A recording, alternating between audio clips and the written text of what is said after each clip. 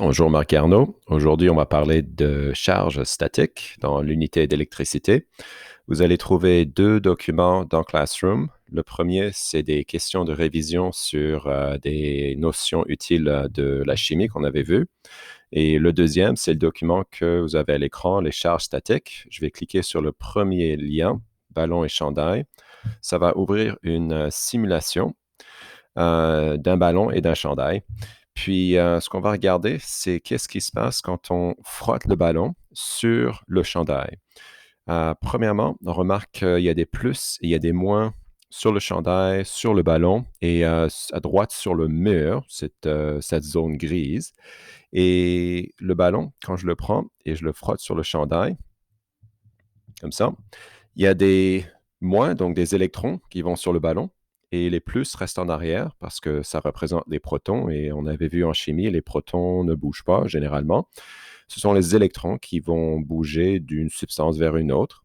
Et dans ce cas-là, on a un excès d'électrons sur le ballon. Il y a beaucoup plus de négatifs que de positifs.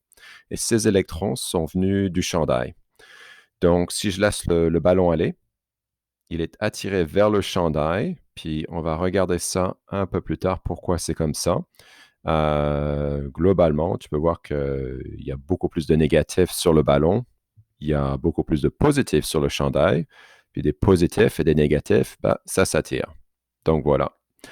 Si on revient sur le document, ce que j'ai fait, fait un peu comme on faisait en classe. J'ai mis les notes trouées. Moi, ce que je vais faire, c'est passer à travers les notes en lisant un document et on va voir si ça fonctionne bien pour les gens. Donc, c'est une vidéo. Si je vais trop vite, tu peux faire pause, tu peux revenir en arrière. Si je vais trop lentement, je pense qu'il y a un paramètre que tu peux modifier sur la vidéo qui fait parler la personne plus vite.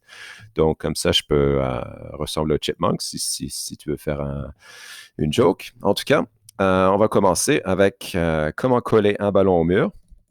Donc, on peut le frotter d'un côté, comme tu as vu dans la simulation, et le ballon, à ce moment-là, il collera juste de ce côté-là, donc seulement de ce côté.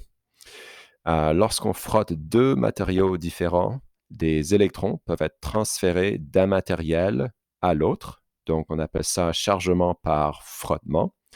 Par exemple, quelques électrons sont transférés entre le chandail en coton et le plastique du ballon. Donc, comment on fait pour acquérir une charge? Les électrons possèdent une charge négative et les protons une charge positive. Dans un atome neutre, il y a autant d'électrons que de protons, donc autant de charges négatives que positives, et on dit l'atome a donc zéro charge, on dit qu'il est neutre. Si les atomes qui composent un matériel perdent des électrons, ils acquièrent une charge positive car moins d'électrons que de protons. Si les atomes qui composent un matériel gagnent des électrons, ils acquièrent une charge négative car ils ont plus d'électrons que de protons. Donc, globalement, si on gagne des électrons, on devient chargé négativement car les électrons ont une charge négative. Si on perd des électrons, on devient chargé positivement parce qu'il reste des protons en arrière qui sont positifs et on a perdu du négatif. Un peu comme en maths, c'est perdre du négatif, c'est faire moins, c'est positif. Donc, je vais arrêter la première vidéo ici parce que j'ai une limite de 5 minutes par enregistrement, puis je vais faire une deuxième pour continuer.